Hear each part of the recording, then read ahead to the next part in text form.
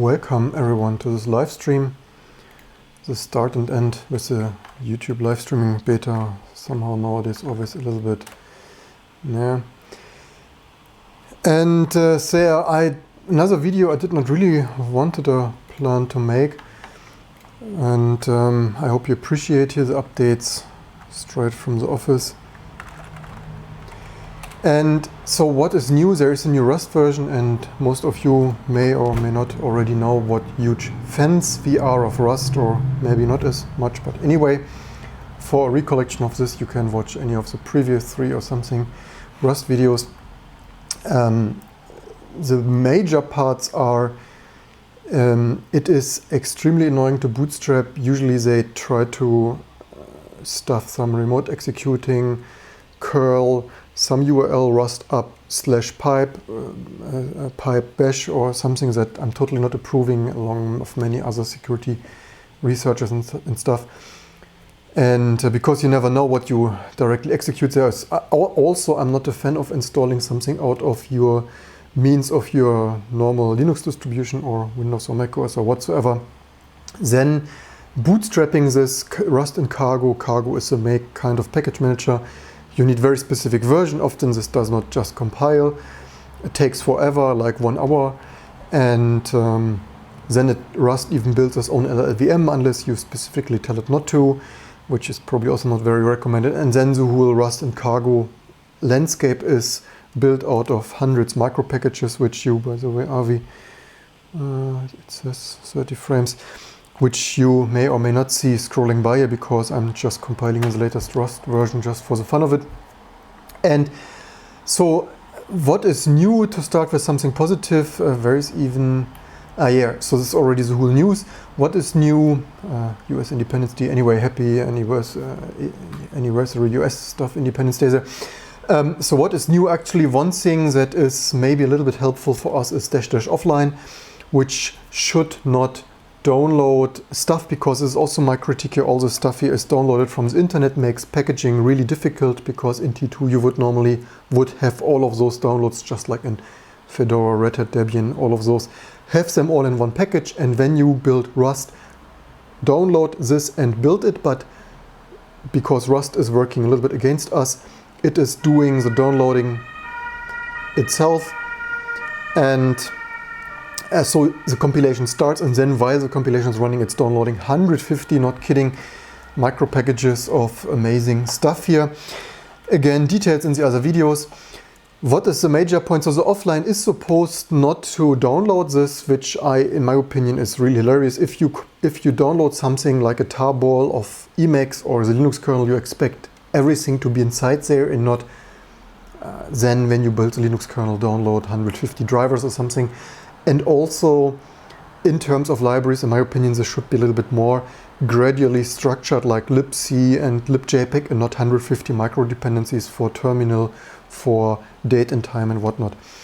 Anyway, another point is this offline also supposedly, because right now, you see this in the previous videos, when you build something like Firefox, it is usually rebuilding all of those micro dependencies again, often in another version. So if there is some bit manipulation stuff 0.23 and then there is a new 0.24, then compiling Rust will compile one thing and compiling Firefox will download it and build another thing. Anyway, details in all the previous videos.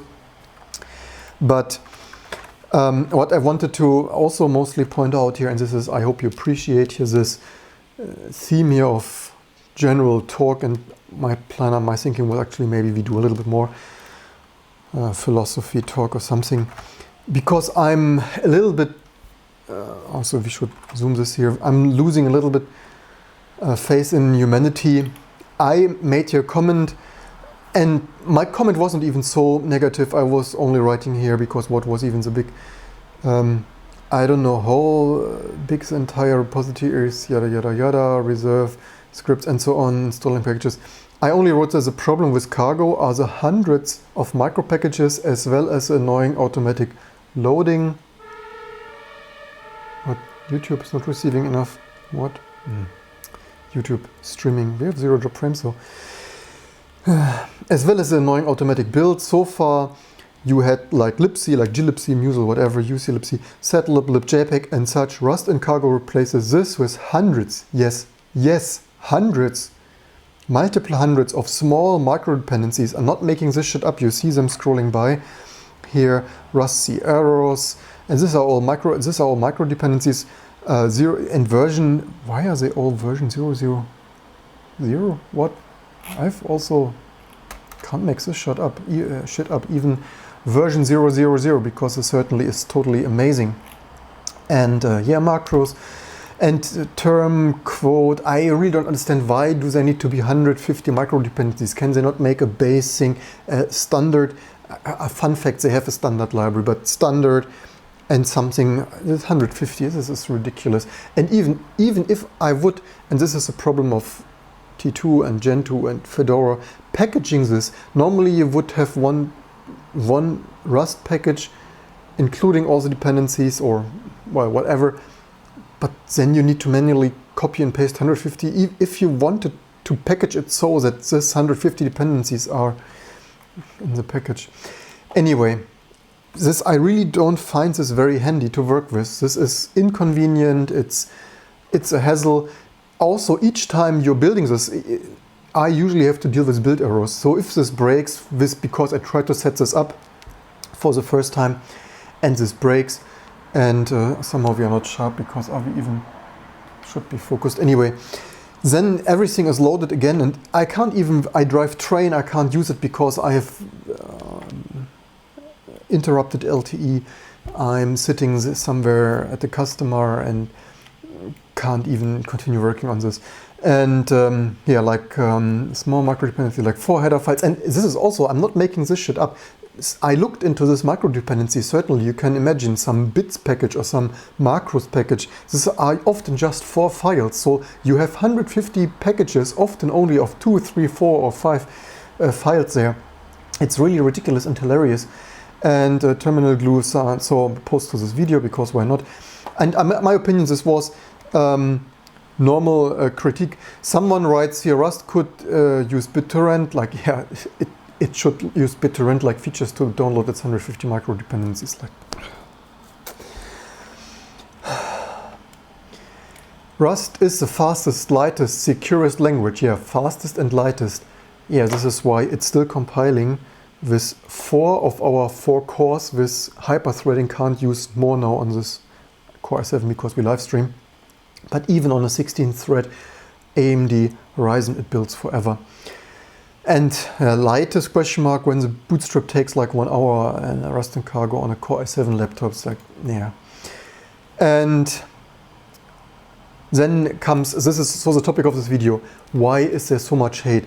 I really try to steer people in the direction that if we are stuck with Rust for the next decade, at least it needs to be a little bit improved that people can work with this. And while we are live streaming, I started this compilation before the live stream and it's still bootstrapping. So it's not like, and this Core i7, yes, it's from yesteryear, but whatever.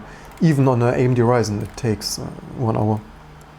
And this is already using the system LLVM. If you are not using the system LLVM, it takes another 30 minutes longer because it needs to build its own LLVM. Whoa, so replies, whoa, you can't compile Cargo, the horror.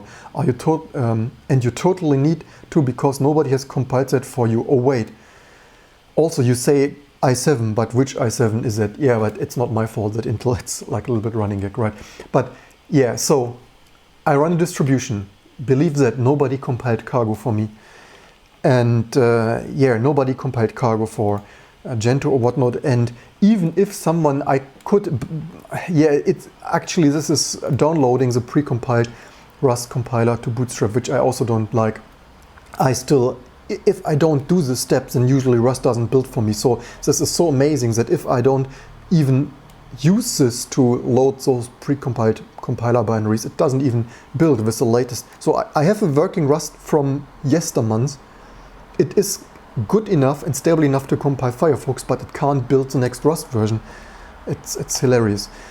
And yeah, so what is wrong? It's open source. What is wrong with wanting to compile something from source? It's 2019.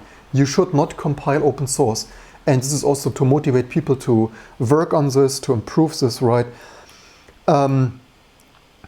Let's see, what is this comment? A cargo crate is a virtual equivalent of sea header, associated blah blah blah. Micro dependencies, a game changing cargo velocity, blah blah blah blah blah. Shake massive manner, therefore instead of cargo can still generate static. Yeah, okay, amazing, productive comment. In fact, one of the lightest languages in terms of runtime performance, the Rust compiler itself is slow. Yeah, so this is why they write lightest and fastest, right? Because then they write, yeah, but the Rust compiler is slow. No shit, Sherlock. It's macro dependencies are still scrolling by here. That is a known fact. Partly, yeah, also, you don't really motivate me to work on the Rust compiler if bootstrapping this takes 1 hour. This is why I should invest my time and look into this and contribute to this when it's totally no fun, like zero fun, like negative fun, to work on this. Yeah, this is how you interact developers with this kind of setup. Partly it's working to optimize it, partly it's precisely because it's performing heavy analysis and optimization. If you want a language that compiles quickly, use Go. Yeah, whatever. Yada yada, something. Then the most amazing comment. Genius. Takes me 3 minutes to run Rust update on my R5 700 and 4 minutes on a Broadwell i5 laptop. I don't know what that dude does, but he's definitely doing something weird. Yeah, if I install a pre-compiled package, it also installs in hopefully less than 3 minutes. But I'm not running Ubuntu, and even if I wanted, what is wrong with compiling this for yourself? Besides, we are running a distribution here, right? And then this is on latest and greatest x86. Imagine compiling this on G5, PowerPC G5 or SGI Octane. Good luck cross-compiling this. Complexity. This also, cross-compiling is already quite error-prone, getting everything right. Do you think I'm motivated to work on cross-compiling this for MIPS or PowerPC, like for the P3 or something, for something that already compiles 1 hour on AMD Ryzen?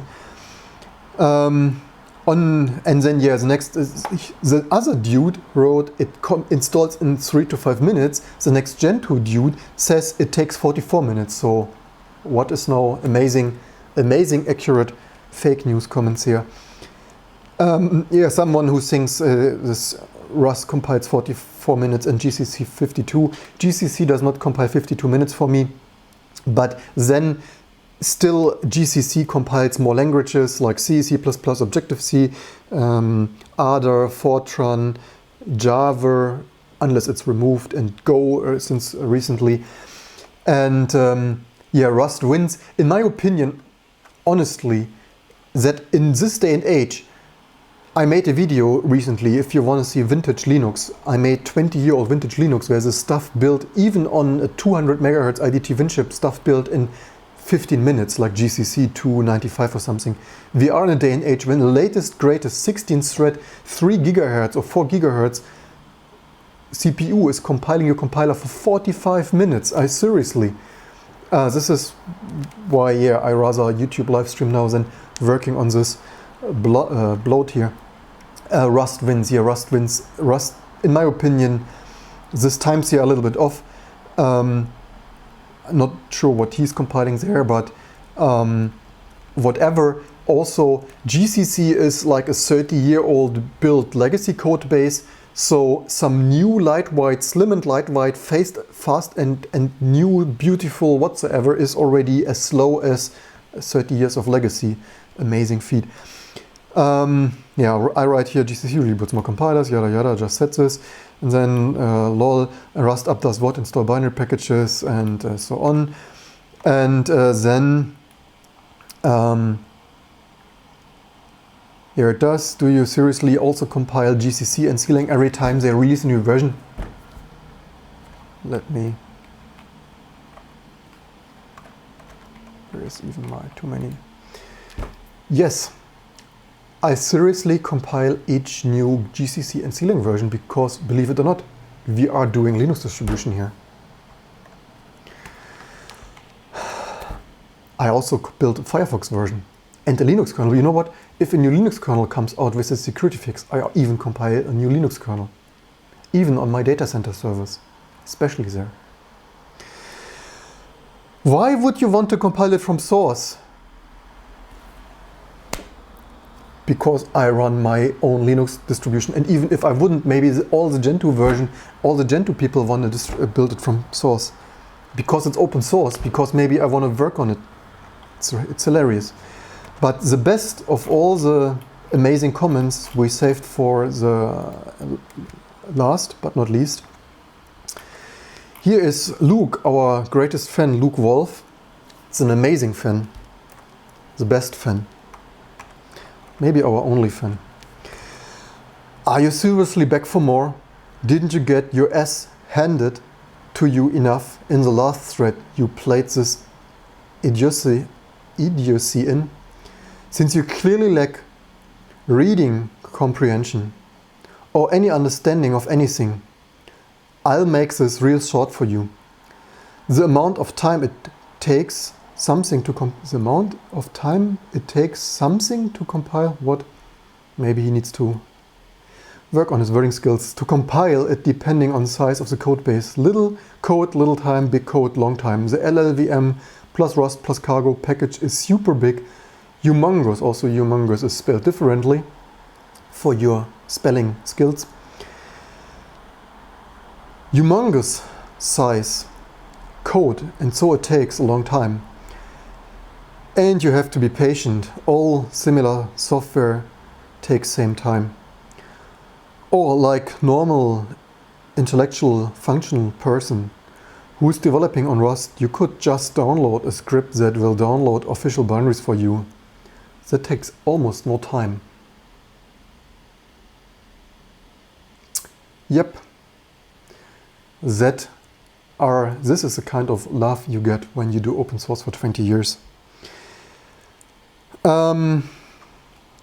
I think there was one more. And yeah, how far can we think in the open source world? What kind of wording do you even resort to while communicating to other people? Is that Linus Torvalds language school? Bullying other people does not make your sentence any more valid. Also, other people tell me here it is lightweight, and now you tell me Rust and Cargo are super big, humongous size code. All those arguments add up pretty well. Pro tip: if you want others to take you seriously, expect yourself something. Yes, I compile everything of course because I run Linux on Linux distribution, because why not anyway, not reading my own comments is always. But here our greatest fan, Luke Wolf. So you don't understand things even when they are explained to you like you're 5. Congratulations. In the previous thread we spent plenty of time on explaining things to you in depth, but you were so retarded that you didn't understand any of it. So you're back here again with your same stupid bullshit. Congrats again on making a new low on the IQ scale. When you can't grasp basic facts like compilers are in the MLOC order of complexity, million lines of code, maybe you might begin to be worth humoring again. Yep, my IQ scale is a new negative or something of that sort. A new low on the IQ scale, just for pointing out that this is not amazing. Fun fact, so I wanted to point out, first of all, I wanted to make your day reading comments how stupid I am. Thank you for watching the most stupid IQ lows channel on YouTube. It is a pleasure to entertain you. Hot down. I want to point out, first of all, I don't really find this reasonable, this kind of code size for a new well-engineered compiler. This is really too huge, too large, too humongous, too large code size. And after studying computer science and doing software for 30 years, Linux for 20 years, YouTube for 2 years, I have to say this is crazy. This takes this kind of working with this kind of code, it takes really all joy out of my day working with open source. which is actually a fun fact why I started a YouTube channel to do something new, because after 20 years I can really not see this kind of spaghetti mess anymore. I wanted to say a couple of other things. First of all,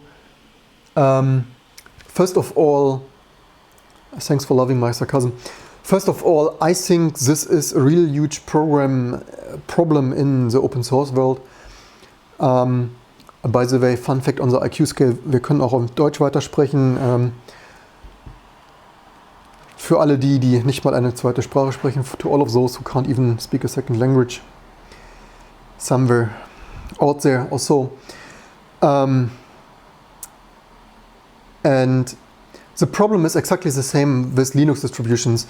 And we have too many Linux distributions. We have 1,000 Linux distributions, maybe even 2,000. And we have really many languages, not only C, C++, Objective-C, Swift, Go, Rust, Python, Perl 6 or what this is, Python 3, Lua, Shell, TCL, TK, or just TCL. We have so many languages, JavaScript, Java, Julia. We have really too many languages, and the same applies to Linux distributions. And yes, I contribute to the sheer number of Linux distributions. However, to be fair, when I discovered Rock Linux that around 1997 or so, 1996, this was probably one of, I don't know, 20 or 30, 40, 50 distributions and not yet 1,000. And to be fair, I started contributing to Rock Linux, and I've been there for nearly 10 years. First doing desktop Rock Linux, later stable release maintainer of Rock Linux, which was quite a fun time. And so to be fair, on this side, I also tried to install Debian from a magazine CD. This was a complete unpleasant experience. The installation procedure was answering 100 questions. Do you want to install, you installed Debian in 1996 and stuff asked, do you want to start a mail server? Like, no, I don't want to start a mail server. Do you want to start Exim? Like, no. Do you want to start, what is the other one, whatever. Said, no, I don't want bloody fucking need a mail server here. So what I remember, my friend and we could both program assembler, right? We came from DOS assembler and Windows and such, and we basically gave up on Debian. It's like, it's hilarious. It's humongous. And to be fair, SUSE was relatively okay, just a little bit. Even for us coming from DOS and having been worked and used Windows 3 and 95 a little bit, and by the way, I even knew Windows NT. Most people didn't know Windows NT. I not only for a test probably installed, I still have original media here, so I still have original Windows 3.5 or 4 CD here, original media. But I also used it at work, so I learned professional technical drafting. I used Windows NT first 3.51 and then later 4, something at work. So we knew quite a bit of stuff, although Windows was not the most amazing. And even installing SUSE was really annoying. And I say this to a German product here from around the corner. Of course, nowadays SUSE is vastly different than it was today. To be fair, I tried out a few Linux distributions and I didn't like them very much. And I like Rock Linux for being so close at the source and being able to build your own system, like reproducible, compile all the stuff, which I thought is how Linux should be. And by the way, fun fact, we are still compiling Rust, right?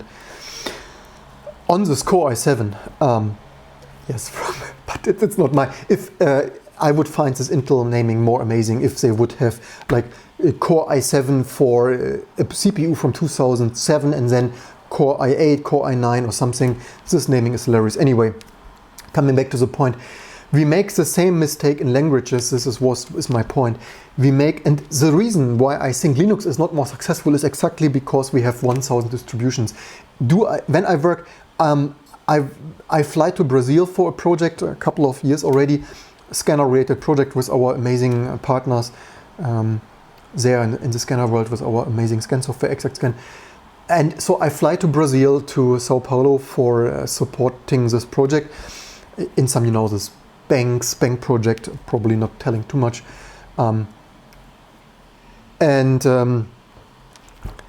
I'm sitting there, and what were they using? I think they were using Ubuntu. So wherever I fly, they use another Linux, right? So fun fact, in Russia, I'm right now supporting another. You see, so we are not only those stupid people who only do crappy Mac software. No, we even fly around the world to Sao Paulo and Moscow and support our customers. And in Russia, they use Astra, I think, Linux, this Russian Linux. Fun fact, I could Google this. Astra Linux. So raise your hand, who of you used Astra Linux? And yeah, Astra Linux, based on Debian or something, Russian Linux. In China, we support, was it Red Star? Maybe. So is it not amazing? You do software, you work 20 years in the industry, and your partners call you, hey, we have here some government customer who needs to have support for Linux. Yeah, which Linux is it? Ubuntu or Fedora? They use Red Star OS. Like, what? What OS? And yeah, Astra Linux. I'm not making this shit up. So flying soon to Moscow again to support our customers, Astra Linux. Amazing, right? Because of course they need on-site support, because that is what Linux customers need in somewhere, some organization, because they certainly can't install something on Linux, right? Because there are 1,000 Linux flavors, and when you install something, you need to have your system integrator fly in 2 hours 30 to Moscow and have this supervised. Anyway, my point being, I think Linux would have been #1 desktop OS by now also, just like it is in the server space, if there would be like one Linux version. Or if there would be maximum like 5, but not if there are 1,000. And my point of this discussion is also, I think we make now the same mistake in languages. Because we have so many languages out there, and of course, yes, historically there has been B. Fun fact, by the way, C is not the first language, right? Before B there was, before C there was C. By the way, what does this not load? Did we already? Rust is overloading our small little Core i7.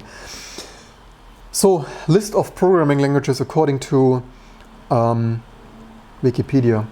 I hope it's visible. Yes, this list is long. I wish they would have a list like enumerated lists, that we have a number, because so I don't have a number, but I guess it's like thousands.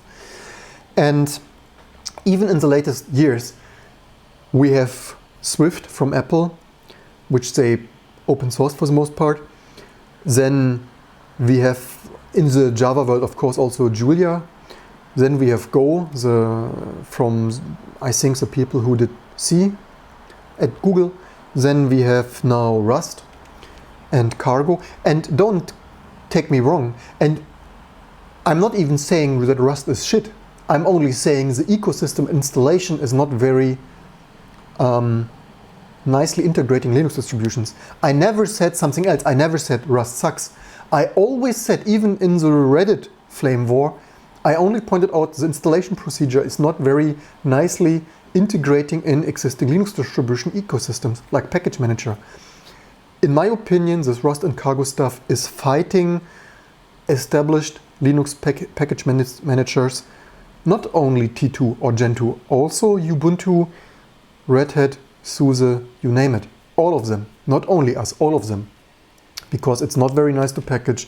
It's doing all of the stuff behind the back. To summarize this, in my opinion, with normal people's words, in normal English words, in my opinion, Rust and Cargo, or only Cargo is establishing a parallel package universe that is alien to your Linux distribution, outside of the realm of your system update and package software installation procedure. And this is my biggest critique. In all the discussions, I never said one point of the language, not language features, not memory safety, not thread safety, nothing. My biggest complaints is only this kind of software distribution. And in my opinion, with only 20 years of industry experience before my... This is unnecessary. If Rust would be a normal package like GCC, like LLVM, and it would configure, make, install, it would be amazing. But it isn't. They have done this on their own choice against industry best practice standards. Nobody asked to have a homebrew, like Homebrew is package manager, Homebrew or Brew or something, on macOS for open source, or like on IRIX, this freeware on IRIX, or Sun or stuff, or Windows. Nobody asked for a parallel universe of package management, and then you don't need to wonder that adoption and nice integration in Gentoo or Ubuntu is not amazing. Let's see comments in the audience. And again, without any need, configure, make, install. Even if they want to use Manson, what is Manson and Ninja, or CMake, or Boost, or I don't know what of all the year. Open source in 2019, even 30 build systems. Make is not enough. You also need Boost, not Boost, Gem, and CMake, and Ninja, and Cargo, because each language and each developer needs its own. Fun fact: our own software is using Make. I still use Make files. They work for me. I don't really understand what is the big fuss about Make systems. Even if you don't like it, use Gem or CMake or any of the others. Comments in the audience. That is why I only use Slackware. Yeah, also amazing stuff. Slackware. Of course, Slackware is a little bit similar, I guess, in terms of vanilla kind of stuff to Rock Linux. I probably didn't try Slackware back in the day, but I'm not sure if on Slackware the scripts to build it are published, but this was also my grief with stuff of Debian and Red Hat, that back in the day in 1998 you could not really take a look how Red Hat is built, and I wanted to know how this stuff is built and couldn't find it out, and this is how I ended up in Rock Linux.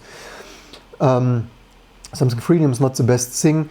And what is your opinion about Clear Linux? So I've not tried Clear Linux. I only see like on Phoronix some benchmarks. Maybe I should just take a look. And yeah, so if you unsubscribe because my content sucks, because unfortunately each day I see some people unsubscribe. If you unsubscribe, please leave a comment. And yeah, freedom, just unsubscribe, it's your freedom. But leave a comment, please. Yeah, so this is not the freedom. I take your freedom away of you. Leave a comment why you unsubscribe. I need to know why you don't like the content, you don't like the flame warring, you don't like to see my face, which we can fix by pressing the stop button here on our amazing YouTube studio, set up here with amazing hotkeys. If you unsubscribe, you are free to do so, but please leave a comment telling me why, that I can make stuff better, and soon I paint this bloody stripes there. That's a former tenant didn't paint there because there was a wardrobe. I hate it myself. Also the walls are yellow because the previous tenant painted them yellow, and I'm too much a cheapskate to paint the walls here, because why should I? So if you unsubscribe because of the bloody yellow walls, then tell me this. And yeah, so Clear Linux, I have not yet tried it, but in my opinion, it is of course the 1001 Linux distribution that in my opinion is a little bit unnecessary. If Intel developers want to make Linux faster, please contribute upstream and not make the 1001st Linux distribution, because we have too many already. And also, yeah, who should use this? In my opinion, do you want to base your government institution, your IRS, your Parliament, your Congress, your Library of Congress, your whatsoever, your car rental company, your IT company, do you really want to run Clear Linux there without any support infrastructure, most likely? In my opinion, a little bit, yeah. But by the way, as usual, leave me in the comments what you think. Do you have experience something? I mean, of course, it is amazing that it is optimized, but then so would be to have this upstream and have this optimizations for each and every one. And by the way, freedom, so commensality freedom is not always, it's not the best, sometimes freedom is not the best thing. Yes, but it's not like, I don't really want to take the freedom away from you. Everyone should, of course, be able to do its own OS, but maybe there is a thing, it's not really about freedom, it's about too many options, maybe. But the thing is, of course, and yes, I have a little bit the same track record of forking Rock Linux, but to be fair, I've been in Rock Linux for like 7 years, nearly 10, from around 1997 to 2005-ish or so. And the thing is, the fork of Rock Linux, and but maybe we should make another live stream because those always become too long, is of course because I contributed too much. And I felt like I do most of the work, and some contributions were usually causing more chaos than I wanted to have in professionalizing this and establishing Rock Linux on the market. And when you contribute huge, certainly I guess it is fair to say in retrospect, the largest, I mean, beside Clifford Wolf, who wrote this in 1996-ish, of course creating all of those, but after this I certainly from 1998 to 2004 or 5, I was certainly, it is fair to say, but if this is fake news and I think I didn't contribute most to Rock Linux in that time, then leave me a comment below. And also, to be fair, I'm in the meantime back to being connected with Clifford Wolf, the creator of Rock Linux, on Twitter, which certainly is a good development after forking this, and Rock Linux is unfortunately dead now, so T2 SD is the only survivor of this open source build distribution thing. And maybe it was a good development for all of us. Maybe Clifford Wolf would not agree to this at just that day. And maybe in retrospect I should not have forked this, but this is how it is now. But to be fair, Clifford Wolf is doing amazing stuff now, which probably many people would argue is even more amazing than Rock Linux, because he has reverse engineered many FPGA bit streams and wrote FPGA, open source FPGA toolchain. So I guess for the future of humankind, this development is better than having another Linux distribution that he put such time and efforts into open source FPGA toolchain, which is totally amazing. And we like to shout out here totally amazing open source stuff here on this channel, and we will most likely also do FPGA stuff here later this year. There's also no programming like, yeah, D, I thought, yes, of course, I know, no, D, thanks for reminding me, one of those 1,000 languages. And one thing I wanted to point out, wow, is this Core i7 slow when it's using half of its hyper-threading threads for compiling Rust, which, by the way, is still compiling, right? Lua JIT is an amazing language. Lua is in general a quite cool language, which, yeah, one of those 1,000 languages, but I would argue Lua is one of the most important. Lua is used, it's a small and beautiful, keep it really small and beautiful language. It's only a couple of 100K source code, and there you see you can make amazing languages with not having humongous amounts of code. And Lua JIT is a just-in-time compiler, and it's totally high performance. I'm, however, not using this intentionally in our commercial projects. I could use it, but I didn't because it's too much assembly. But the performance is amazing, and I encourage you to take a look. And I point this out because the performance of Lua JIT is sometimes rivaling C. So there was a great language shout out benchmarking stuff on kind of something like some Debian guy or so did this or something.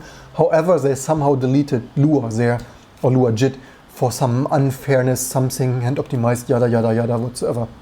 So it's a little bit strange, right? The performance data is too good, and then you delete Lua JIT because you don't like how it's performing, because Lua JIT was performing amazingly. So Lua JIT is not only just-in-time compiling Lua, it is doing this with amazing performance, and it's not even large, right? So Lua JIT is, let's control set this and L download mirror L Lua Weird, which we have not downloaded for some reason.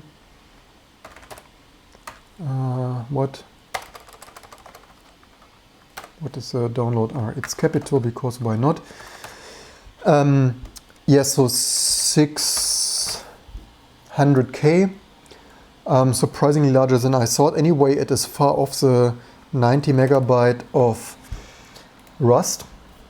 And it's even creating single instruction multiple data code, I think. And so of course, comparing here the code, this is of course slightly unfair comparison, because this is their own benchmark, and this is benchmarking vanilla Lua, which is just a interpreter. And however, the handwritten, so this is handwritten in assembly, so the handwritten in assembly interpreter is already up to nearly 6 times faster. If not, let's compare this for AMD 64, yeah, 4.5 times, 4.8. And yeah, no surprise. I mean, yeah, in just-in-time compiler, there you see how much faster is in just-in-time compiler. It's 112 times faster than an interpreter, no surprise there. But the performance, I wish there would be like, but the problem is, I wanted to say I wish there is a JavaScript implementation like this, like a small and beautiful like V8. But the problem probably is that JavaScript has so many strange quirks and features that it's not a nice target to write a small and beautiful high-performance just-in-time compiler for. And this is why I like Lua. I like Lua for its small and beautiful language. I already disclosed here some internal stuff in earlier live streams. If you want to see some secret source of us, you can go back to 6 months or so, some secret Lua source live stream stuff. Most likely, I said this already, I will most likely do some own just-in-time compiler, because the world needs hundreds just-in-time compiler, because my IQ is so low. I need to prove myself that I'm smart enough to write a just-in-time compiler. Fun fact already started. Let's see if my lowest score there on humankind on Phoronix IQ scale is high enough to write a just-in-time compiler. And may I ask why you even discuss on the internet? Yeah, that is a good question. I asked this myself. To yeah, text on forum Reddit. I mean, yeah, maybe I should stop doing that. I don't think having thousands of distros is the issue. I think the issue is the lack of standards for that is covered. Yeah, okay. Maybe the issue is that we don't have a more uniform software development deployment mechanism. But then again, the problem is also if you have something like muselibc, the problem is still options. So even if you have like glibc, if you want to distribute something, glibc versus muselibc versus uselibc, you cannot even just binary distribute something if you wanted to distribute Photoshop or something of that sort. And from that point of view, this will not solve this. So the problem is probably also, in my opinion, this is super boring, right? Another fun fact: if you are thinking to create a Linux distribution, don't. Really don't. It's boring shit and the world doesn't need it. If you think about your own operating system, do a own operating system. In my opinion, what we rather need is more research in terms of microkernel and like Haiku. Rather do something on ReactOS, which may have some licensing issues I just read the other day, or Haiku, or Dragonfly BSD. Stop doing bloody more Linux distributions. We really do not need a 1002nd and 1003rd. Then rather contribute to Dragonfly BSD, FreeBSD, OpenBSD, Haiku OS, or do something on your own. And that is why this is also really boring, right? In 2019, it's already called in Hobby OS, when you can basically, I often read comments from people who run their own operating system, and it's clearly visible from the comments of some people, they don't understand programming, they don't understand C, they for sure do not understand modifying anything in the Linux kernel, but they run the 1002nd Linux distribution. And then I have to say, rather do something, or Minix, thanks for that, comments in the audience. Fun fact, I was always thinking to support the Minix kernel NT2 because, so we already support, well, theoretically, proof of concept compiling for Windows. I said this already, MinGW executables for Windows. I've even used in 2005, I've used T2, the source build scripts, to compile Subversion for macOS, because macOS was not shipping with Subversion, which we used and still use here internally mostly. And Apple, fun fact, Apple just removed Subversion, and also I think Git and Python and Bash and whatnot from the next version of macOS. So I will probably go back, if I continue to use the latest version of macOS to build our ExactScan and OCR-Kit or something of that sort, I most likely go ahead and use T2 again to compile Subversion from source on macOS, because why not? And I recently even added support, I made another video, added support to use the T2 scripts, like bootstrapping the compiler to bootstrap GCC just for compiling for the 8-bit AVR microcontroller. Why have I done this? I have done this, by the way, slightly wondering that this is not focused more. I've done this to the cable not longer. Do we have this slightly? Of course it's not focused. Anyway, the 8-bit AVR that I'm actually using for my keyboard here, the Sun adapter to USB. And why not, you could ask. I don't like installing binary stuff. I could have extracted the AVR GCC from some Debian binary package, but why should I, when I can just, again, people asking me on Phoronix, why do you bloody even compile Rust from source? Because I can. Why not? I'm running open source. Why should I? It's natural for me. It's the first choice. And for me, it's not natural to extract another distribution's binary package just to have an AVR 8-bit microprocessor. And also, fun fact, I think binutils in GCC without all the support libraries like lib, the sanitarization, libsanity, or what is it? Anyway, all the support libraries in GCC, if you just compile GCC for the C compiler and binutils, I think the compilation time was something like 10 minutes on some Core i7 or Ryzen. Hey, Dave is here. Comments from Dave. Almost everyone just targets Ubuntu, maybe Red Hat, because there is sounds of the show. Yeah, just what I'm saying. And yeah, so the essence of this video: stop this hate. I really don't understand this.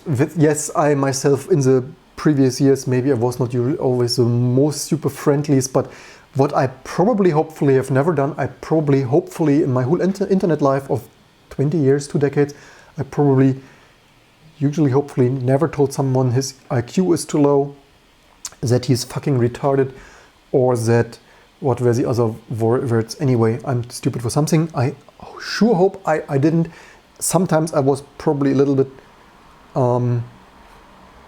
high adrenaline level of being enraged when people broke stuff and caused regressions, like a little bit Linus Torvalds like, but I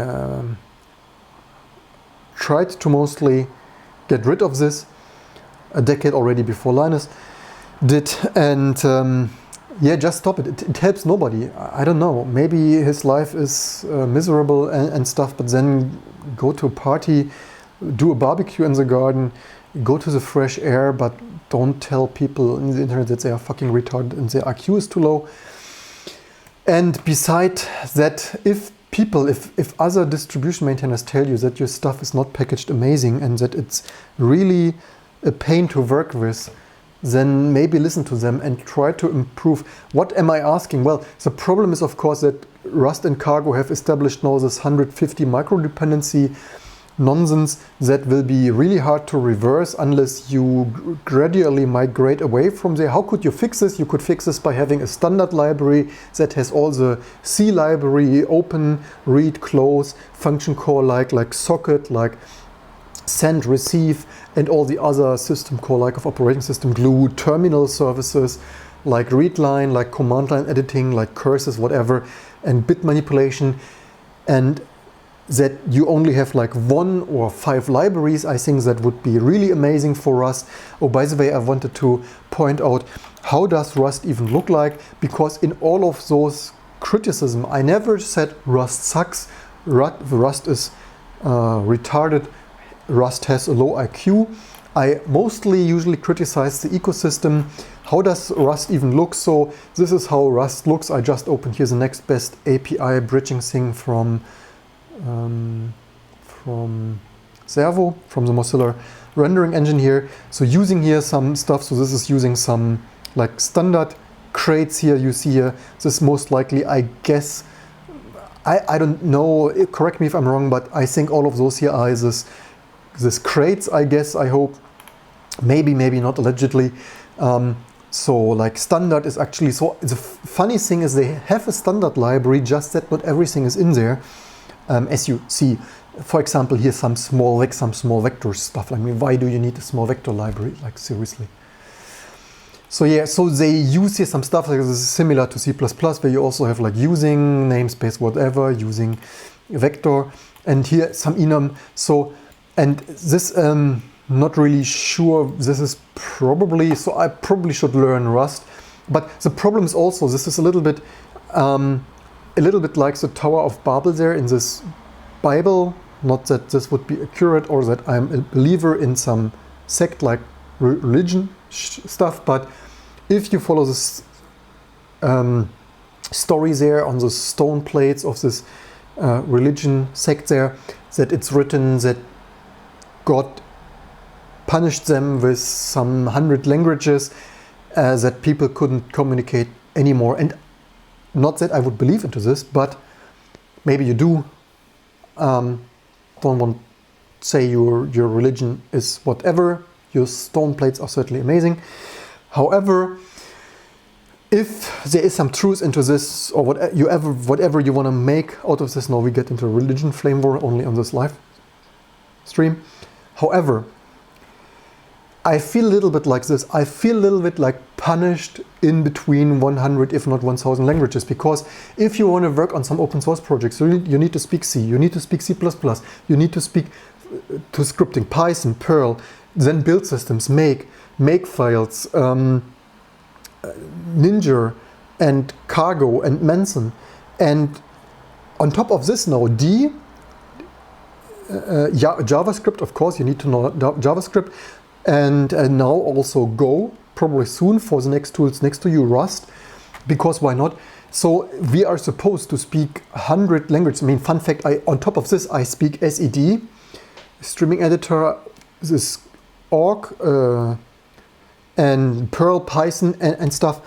So yeah, nowadays, when you want to work in IT, in computer science, you need to speak 100 languages. And in previous times, I always said, by the way, Pascal, we forgot Pascal and Delphi and Visual, Basic, hey, Basic, give it a thumbs up if you're a fan of Basic. By the way, fun fact, I'm not a fan of Basic. I never liked Basic. Even when I was 8 years old and I borrowed a book from the library, I already hated Basic. Fun fact, sorry. COBOL, yes, COBOL and Fortran, the best. So, but I didn't meant to say I hate Basic. I didn't find it very useful, and even when I was retarded and low IQ 8-year-old, I did not find this very useful, and I rather used Turbo Pascal to get some serious work done. And I was more than happy when my probably also low IQ retarded neighbor taught me assembler, because then we could some serious graphic demos and Sound Blaster and VGA stuff going on 386, which was amazing. And previously, I was usually one who said, okay, fine. By the way, C required quite some language skills to get used to. What could that be? Did we still get a parcel? Hello?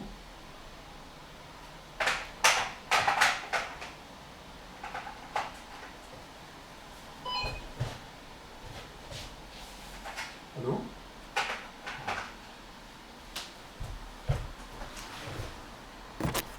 Probably just some advertising flyers. The people are so stupid, so retarded and low IQ. Not that I mean this, I'm joking, by the way. If you ring the doorbell on, if you press the doorbell on 10 people here, they probably press all doorbells. because then this intercom does only work for the last press, so it can't even speak to the people who most likely press everywhere because it doesn't even make a connection. So if you try to get in a house, don't press all bloody doorbells because usually they don't even work then to all of them. Anyway, usually I have been among those who said if you know some language, then you can usually get into a new language in a couple of days or two. However, and that you don't really need that much like this like real professional course to learn a new language. However, when I look into this, this syntax is really, what does this mean? This looks really alien to me. And this is also my problem with some new languages, that like hash, bracket, repress. So this most likely is some annotation to that this enum should be represented as unsigned 32-bit integer, I guess. But the syntax is a little bit, yeah, this looks a little bit funny. Here also, even this is also like low non-camel case types, like seriously, what the heck, and represent C, like what is it even doing? That's like some C compatibility something, like what? Anyway, then yeah, transparent, derived, clone, copy, like okay, I mean you could even without studying Rust you can get like some idea. I mean, okay, public certainly exports this to the public, I guess. Struct, ML, logger, something, option, extern, yeah, extern C, function, it's like const C char, like yeah, okay, you can get used to this, you probably self-explanatory, like function call, F, some template here, I guess. But this looks rather cryptic, right? Is this really, do we really want to write in 2019, is this really how we want to write code? Is this really so amazing? And in a way, it looks like a little bit fancy C++, if you ask me.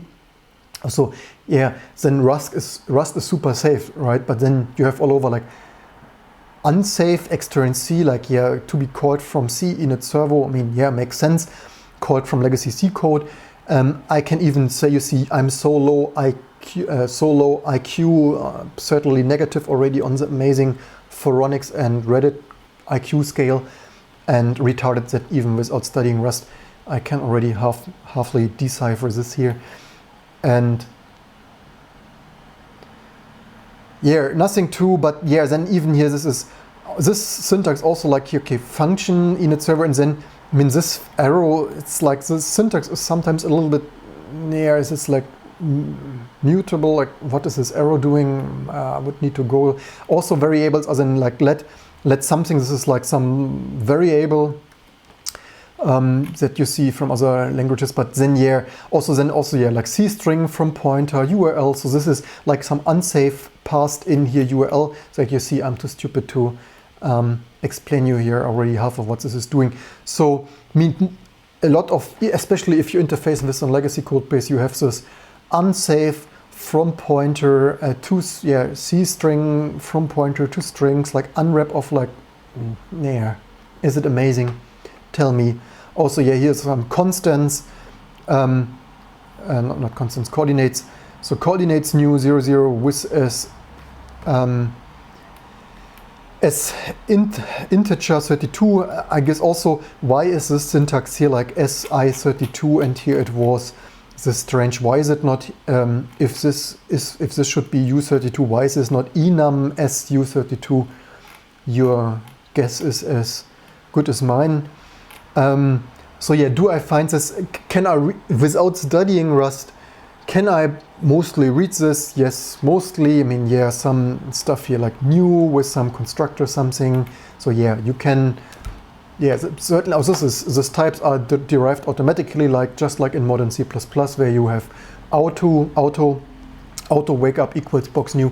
So yeah, it's like, yeah, is it so much more amazing? Leave me in the comments below. But yeah, this is how Rust looks like, and yeah.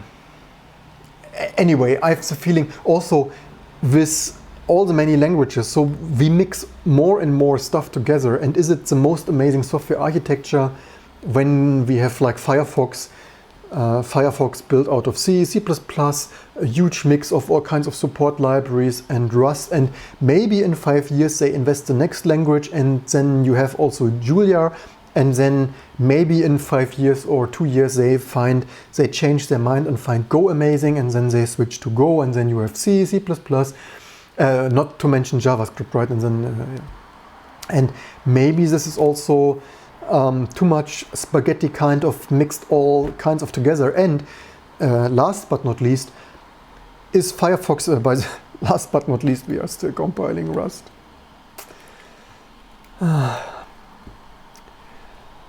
Maybe if you would build a skyscraper like this, if you compare this to architecture and you design a skyscraper, maybe it would like a mix out of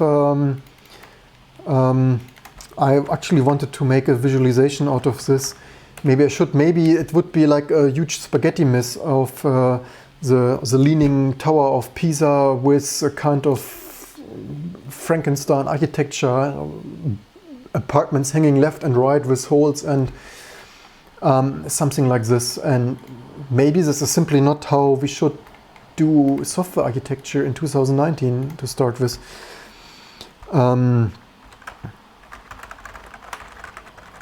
What do we get with Frankenstein architecture? Let's see. Does this result in any useful? Not really. Anyway, you probably get the idea. I hope you learned something. Leave me in the comments below what you think of, should you even be on internet forums in terms of software architecture, languages, which languages are you using, which languages do you find amazing? Does this really advance ASEAN software architecture? Is really reinventing the wheel with a new language every other year helping computer science as a whole? And also, fun fact, I think Chrome is not using Rust and only C++, I guess. Also, not sure if they use Go or something. But fun fact, Chrome is usually way faster, right? I made this test here because some sites here, like here, this YouTube stuff here, are really slow. You click here on something and nothing happens because Core i7 is busy. But in general, even if it's super slow, Core i7 is busy. But even when the Core i7 is not busy, I made a video. Chrome on this kind of Frankenstein JavaScript sites like Google's humongous code bases, Chrome is 3 times faster. And you can't tell me that you need Rust if you have written not the most amazing algorithms in C++, that like algorithms in terms of JavaScript, of layout, parsing, of rendering, of multi-threaded rendering, of GPU accelerated rendering. We also made a video about the state of GPU accelerated 2D rendering, which is also not amazing. So if you take a look at this, we have now a couple of years already. So I think Mozilla works like 10 years on Rust already. Now we have this proof of concept already for quite some time. We have this in production, I don't know, like 1 year or so, probably plus minus, give or take. We have 1 year in production after 10 years of research, and Firefox is still way slower than Chrome. And there you can't tell me that yes, buffer under overruns and all this kind of jazz are not amazing in C and C++, although you can mostly avoid this if you write a little bit modern code. And also Rust, you also have unsafe from C stuff all over the place anyway. And so what benefit did this give us when Firefox is still magnitudes, like not like 10%, it's like on most websites. And it is annoying me so much that I'm even willing to bootstrap Rust for this. And I already tried this ungoogled Chrome stuff just for the test of it, because I'm like the greatest fan left of Firefox, and even I am getting so tired of Firefox performance that even I look to alternatives like ungoogled Chromium. And Yes, I still have to package this. The next monster package I still have to package. God, give me patience for all this packaging, all this random code, spaghetti code stuff. The reason I have not yet packaged ungoogled Chromium is that the build system also, I mentioned this in the live stream, I'm totally not motivated to package Chromium because the build is even more annoying, I would say, because it already starts with here you need special tools to get the sources. It is really not amazing. Let's click, is this a right click here, instructions? Yeah, depot tools. So you need, I really hate this. I have really no words for this. I'm really sorry to have to point this out. Why do I make this YouTube channel? Because I want to spread awareness. Can people not stop to build custom build tools? Does Google really need depot tools? Can you not use Etarball? I don't know, like Git or... So yeah, you need depot tools. And why am I not the most motivated to package this? Because these depot tools are apparently pulling here like install build dependencies. And when I see here already, yeah, here fetch no hooks Chromium, that when I see that you need special tools that already extract and download the sources, I'm already totally not motivated to quote here this famous Phoronix comment on the low IQ scale. With a low IQ like myself, I'm already giving up when I see I need to install those tools and need to fetch all the stuff all over the place. Then my low IQ brain is already switching off and is already not motivated anymore to even try. And then where does the stuff install all of the stuff? Then I have my system cluttered with all this Google build tool mess, and yeah, that's nothing for my low IQ. There, it's no. But yeah, maybe if this continues with Rust and Firefox, and yeah, in the meantime, Firefox made a video live stream, right? In the meantime, it needs Node.js. Hey, yay, Rust compiled. One live stream as long. How long are we even live streaming? There is even on this new, is there not total? There's somehow, yeah, web stuff. There's not a total, but we can look on the build time because it's scrolled by there. var adm packages rustc, we have a build time here, so it compiled from 18. So yeah, it actually compiled more than 1 hour apparently. Wait a second, we have already 19. Anyway, so yeah, with 4 threads on yesterday's aging Core i7 45 watt part. Which Core i7 is it? Let's grab here for Core i7 in proc CPU info. That is a Core i7 3615QM in this yesterday's. Yes, we have more amazing hardware, but anyway, next time we will build it. Also for all the, so what is coming? We will do more low-level stuff because this is amazing. I can't, my low IQ brain is switching off with this fancy Rust code. I rather write drivers into microkernel. That is more to my liking, and I'm really tired of the 1003rd Linux distribution, so I want to motivate a little bit. I'm also tired of amazing Linux kernel releases like here. Look at this. I actually nearly wanted to make a live stream. This is the most amazing Linux kernel patch release. We are already in 2019. We are down to regressions and code review and maintainer review and stuff, that we have Linux security stable releases that are that consist of one commit only. Can't make this shit up. 2019. Yeah. So I want to do more microkernel stuff, but of course we will review random stuff here. We will do DIY stuff, and there will be new AMD Ryzen parts, so I will probably try to get my hands on as soon as possible, probably to a new Ryzen part, because you see we need all the CPU cycles to compile amazing, humongous, large code sizes like Rust and Cargo. Fun fact, I wonder if Cargo compiles also. So actually, so we compiled Rust. Let's see, do we have Rust C version? Did this even one? Looks like it. Yeah, that is that. Not didn't make that up. So another T2 package updated live on YouTube. Let's see, the Cargo version is a little bit strange. because it's not 1, it is like 0, and then I wonder what would that version be, like 0 or something, I don't know. It is 37, the versioning there's a little bit funny.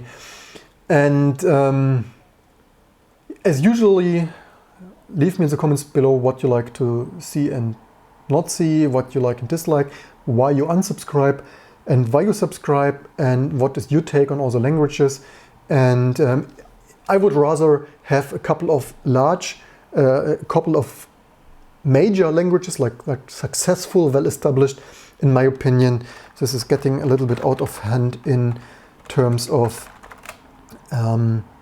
it was nice. All this language stuff getting really out of hand, and it is really hard to get an overview. It is really hard to be able to patch something. So imagine I find a bug in rendering bug. I want to fix a rendering bug.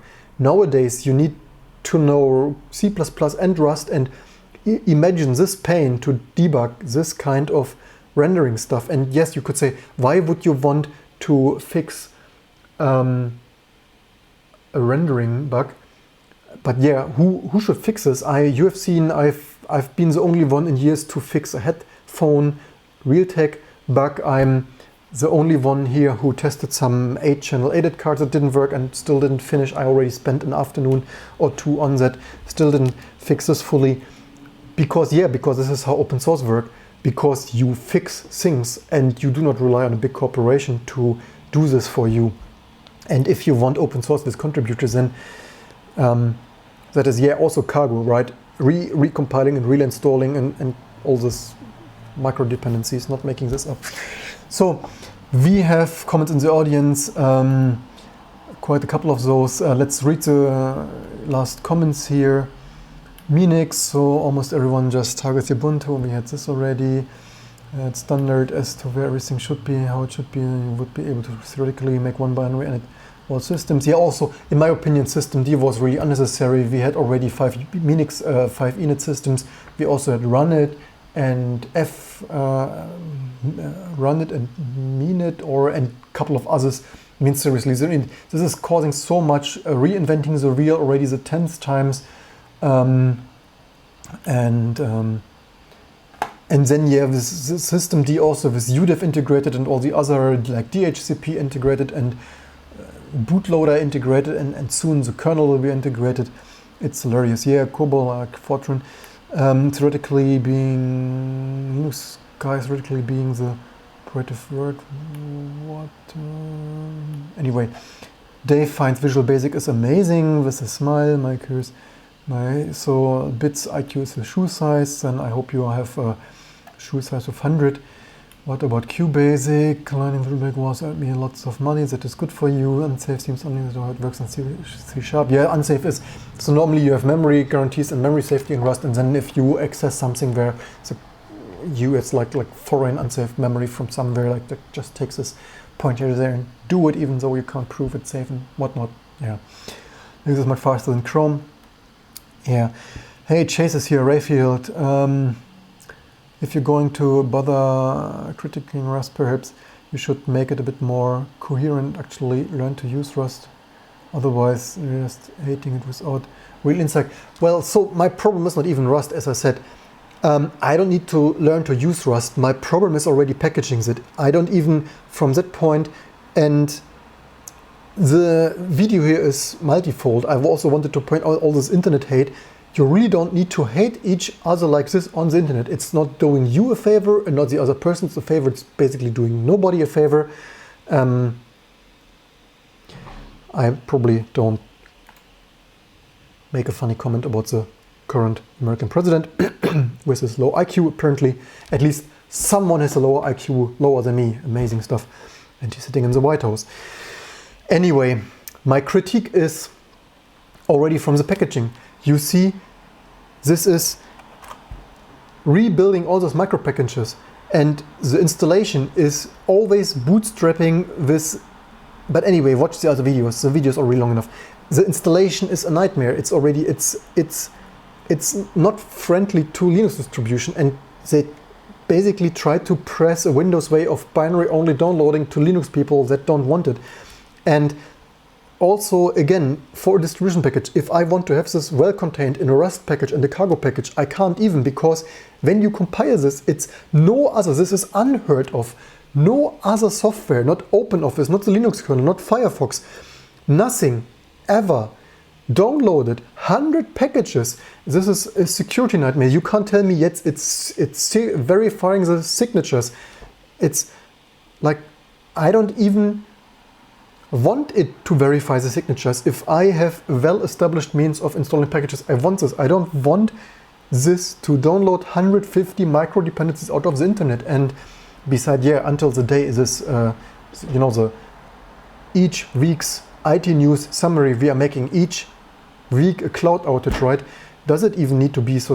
If until the day this cargo crates go offline, and this is already, I don't even want to work with this. The language can be the most amazing languages. It helps literally when the ecosystem is working against your Linux distribution. And maybe the new --offline feature can help this just so a little tiny bit. And also the next thing, right? This stuff is, first of all, the next thing, but watch all the other videos. This is how all the videos become so long. Wait a second, why is here cargo actually? So now we have 70 megabyte in --cargo, but actually I thought I changed this not to do there something. Now we have here everything in Rust. And 1.3 gigabyte, there is next to nothing. There's only Rust and cargo and its micro dependencies, and it's installing 1.3 gigabyte because of this strange cargo micro dependency and build artifact management. So basically it's leaving all the sources and build artifacts. This is also unheard of. No other stuff where is this even all the space in there. Normally you have all the stuff in your home directory .cargo, which is also not very nice. And you see as a registry, there is a 622 megabyte registry for nothing. I have only Rust and cargo installed, plus all the 150 or 200 micro dependencies they need. And these micro dependencies are super small, and yet they cause 200 times super small. They cause 1.3 gigabyte of build artifacts that I have now forever laying around there consuming. And yes, storage is safe, storage is cheap and huge. Nonetheless, I sometimes have virtual machines, or my virtual machines run out of space because it's cluttering all the stuff all over the place. Also when you... Anyway, these are all my videos and all the previous videos. I made summarized videos before this. This video is... Maybe this live stream format is not the most successful. Maybe we should stop this. Leave me in the comments below if this is valuable. Of course, answering all those questions and comments makes it even longer, which probably doesn't help this. And but so the other videos are 10-minute videos. This is only, I mostly wanted to point out all this hate. This hate is helping nobody. When Gentoo developers, when many people say, and even other people in forums, it's not only me. Of course, there's not only hate. Also other people chime in and say, yes, they also don't like this. This is not non-standard. Why do we have this kind of build artifact registry, build artifact cache cluttering, and binary only installation? Starting with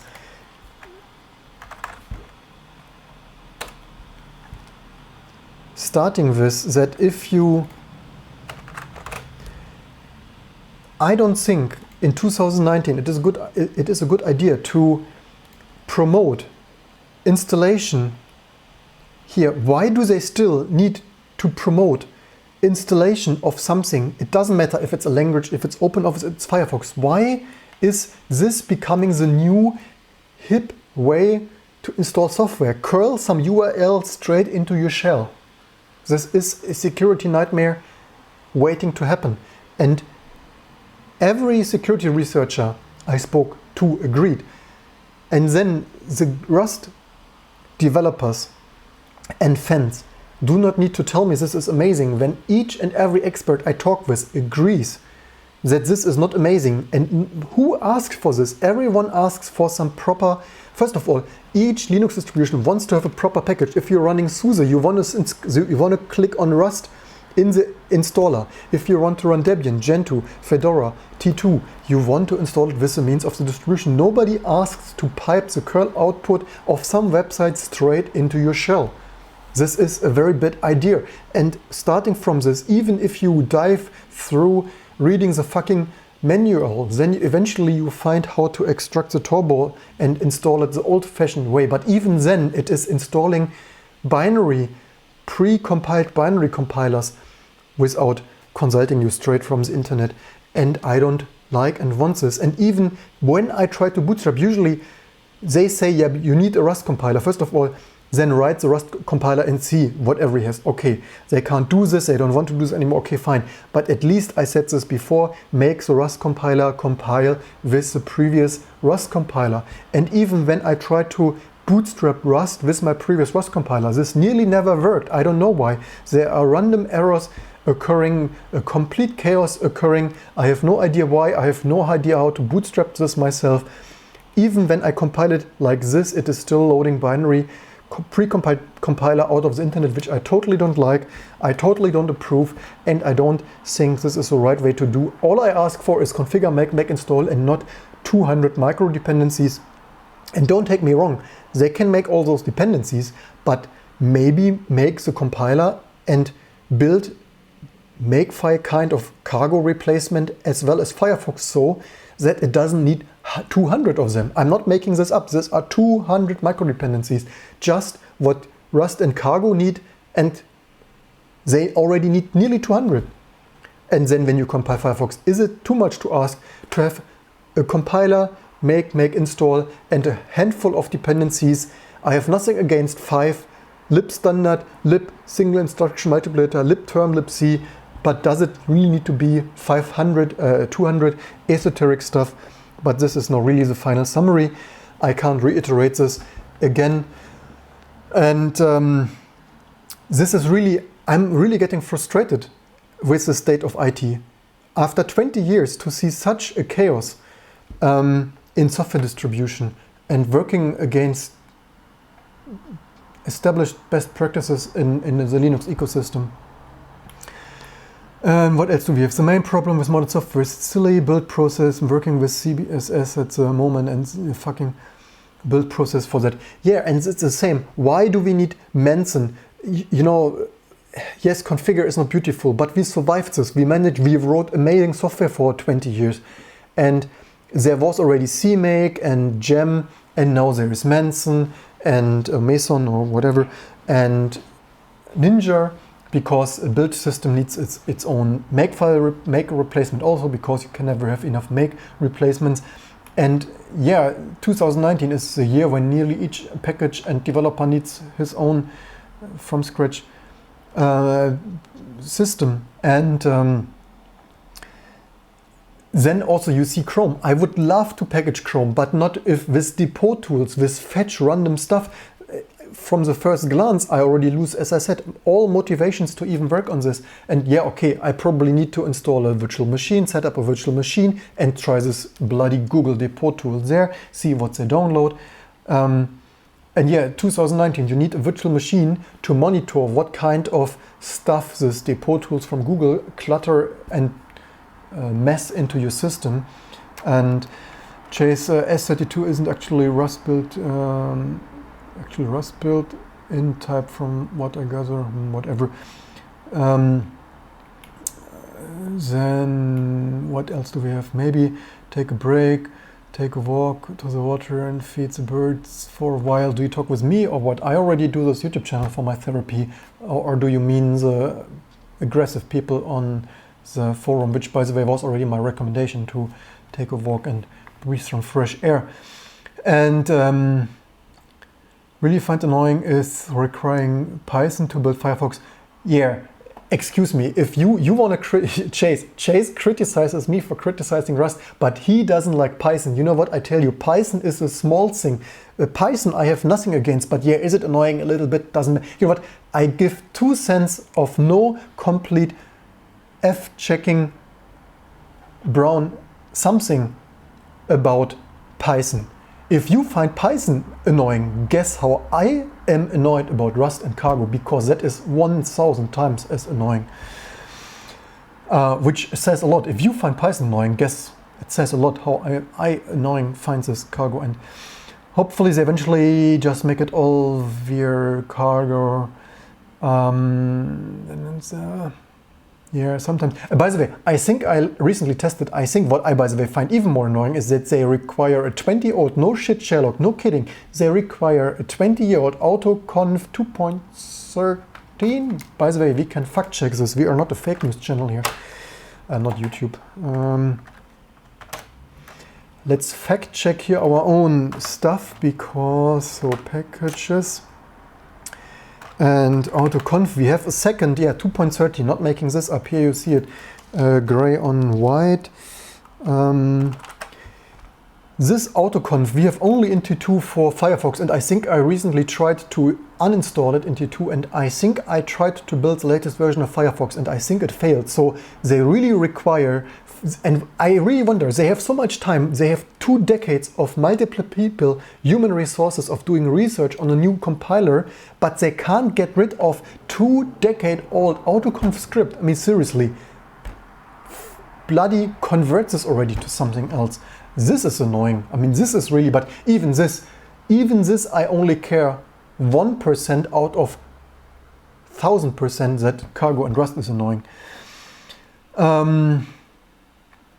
Hopefully make it, sometimes contributing to open source can be thankless. Yes, it is. And they are trying to say learn Rust, you have to use Cargo. I think what he's saying is to learn Rust, you have to use Cargo. What? Which is just another annoying non-standard thing to learn. Yeah, this is also additionally, they are really, in my opinion, if they would not have this cargo crate thing, I think the rate of adoption would more than double. If this would be just one compiler and you would use make, and again, in previous times we had libraries, libjpeg, setlib, libpng, libssl, and now we have a huge humongous cloud of repository of micro dependencies, and OpenSSL and setlib you could use from C++, from D, from C, from assembler, from your favorite scripting language, and we have yet another, and again we have such a code duplication. We have everything basically for all the languages. We have in the meantime everything 100 times. We have the hundreds SSL library, the hundreds API binding, the yeah.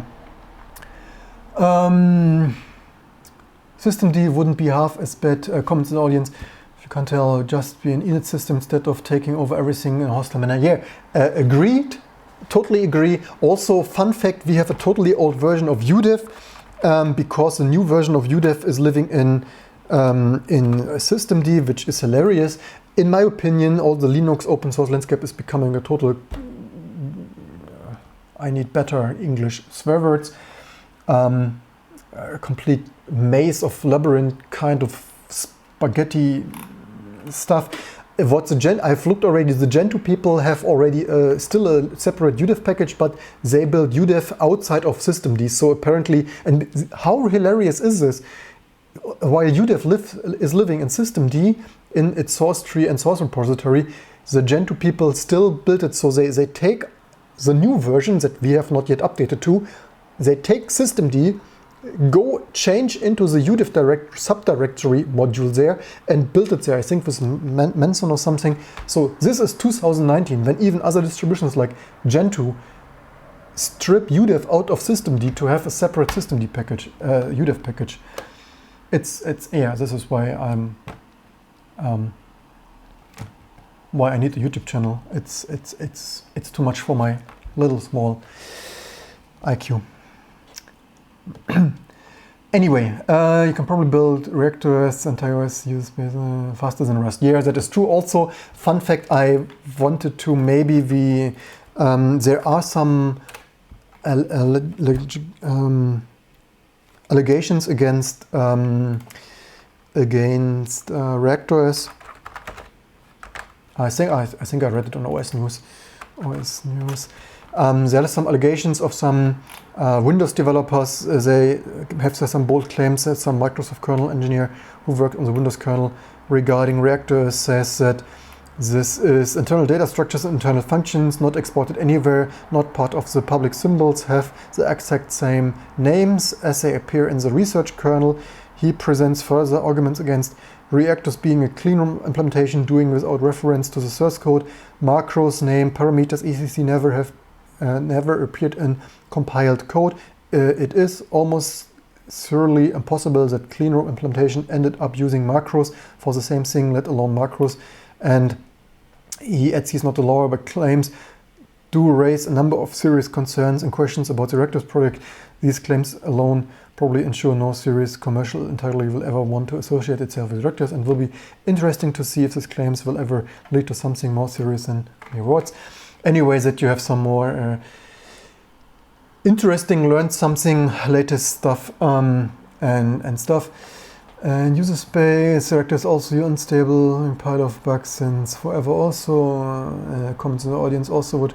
by the way, there is a language, Lisp and R, thanks for reminding us. Also, there is not only one Lisp version, of course there are probably 20 Lisp versions, because you never can have enough Lisp versions. Also leave me in the comments below, is this YouTube format useful? I mean, it's already amazing. By the way, thanks everyone for watching. You all guys rock majorly. I hope none of you subscribe, and if you do, leave me in the comments below why, and don't forget to share, like and subscribe as usual, because it would be amazing if we would have here a more full-time, permanently everyday open source coding and whatnot. But leave me in the comments below, do you find this format and discussion helpful, entertaining? Do you watch it on your commute with a tea or something of that sort? And I try to do productive comments in a way to steer people to not reinvent. Well, fun fact, when we continue with our microkernel, of course, we are reinventing the wheel again, but my effort to make this a little bit more useful, and yes, I'm teasing you with my with my Vaporware microkernel stuff. However, I will do it so. There are other microkernels, yes, I know. However, I want to use this as an educational series on YouTube that you learn something. Also, additionally, it is, of course, for me more fun to also learn some of this stuff from the ground up. And last but not least, I plan to restructure this, so I have already this repository of DOS low-level stuff from The Verge to Sound Blaster to Voodoo. This repository, I will most likely my plan is to have some kind of Rosetta Stone kind of code repository. So ideally I would want to have, first of all, keep this stupid simple. So I will most likely continue to maintain the S3 Verge and Voodoo 3D drivers. Maybe I even do the Rendition Verity 3D driver, although this will be slightly more complicated in regards to the microcode, because we need to upload microcode to use the card. And this is why this Rendition Verity is most likely the most challenging. Also, I don't have an emulator for the Verge and Voodoo. I had emulation in PC emulator. And my plan would be to keep this as the documentation, that not to have this forced on this one most minimal microkernel implementation for educational purposes, but also to keep this code small and beautiful so that you could still use this. For example, if you would write, like the 8-bit guy here on YouTube, write a new modern game like Planet X3 or so, if you wanted to write a demo or a new game because you want to on vintage retro, or because you want to start small or whatever, or on a PlayStation 2 or 3 or whatsoever, that you could use this kind of code. That would be the dream. And in a way, it is a little bit silly that we don't have an open source repository of drivers, that the BSD people have separate drivers than the Linux kernel people, and we have this code duplication there as well. And this is why, in my opinion, not only for the YouTube education and my fun, but also to have some Rosetta code kind of repository of most minimal working samples that you could use freestanding outside of the context of this microkernel. I hope that makes sense in at least explaining this in my very degraded English skills of very low degraded IQ of there. Anyway, Rust works R, so yeah, there's also the language R, and And those have packages, everything Linux restaurants just haven't caught up. Again, the war between frameworks and libraries. And more comments, mrust can bootstrap Rust. Yeah, so there is this mrust, I know this, I'm aware of this. However, I think this can only bootstrap Rust 0.19. And if you would want to bootstrap Rust with mrust, you, as far as I've seen, you need to first compile the very old version of Rust 0.19 or something. And then you would need to compile each and every release from then, so 0, 20, 21 and so on, until 1, and now we are at 1. So this takes a whole day, and probably compiling this very old version of Rust also becomes more difficult each and every day with new C libraries and whatnot, and I guess stuff starts to break and bitrot and stuff. And yeah, this also adds, you see, other people are so motivated. So it's not only this low IQ person that you are watching here on YouTube, it is also other people so motivated, even more motivated than myself, who have even created this alternative Rust implementation just for bootstrapping. So it's not like I'm pulling this stuff out of my ass here. Anyway, more comments. Mini cargo, it also has some mini cargo a little bit, and Chase, I have no problem with Python, just feel like it's unnecessary. Unnecessary autoconf 1.2.13 also unnecessary. Quite Python fancy test student, nobody building a care about it. And OIDEF is supported on Gentoo. Yes, this is another UDEF implementation, I know, but as long as you can compile UDEF freestanding out from the system, D code basis is also quite viable choice in my opinion. Anyway, this live stream is way longer as always when I talk so much and get to all the comments, and somehow talking all those details always takes forever. I hope you learned something. Don't forget to share, like and subscribe. Don't forget to leave in the comments what you like and dislike, why you unsubscribe, and what you want to see and what your thoughts are, and if you agree or not agree, and all this fun stuff. And I hope to see you soon for all the next videos and live streams to come.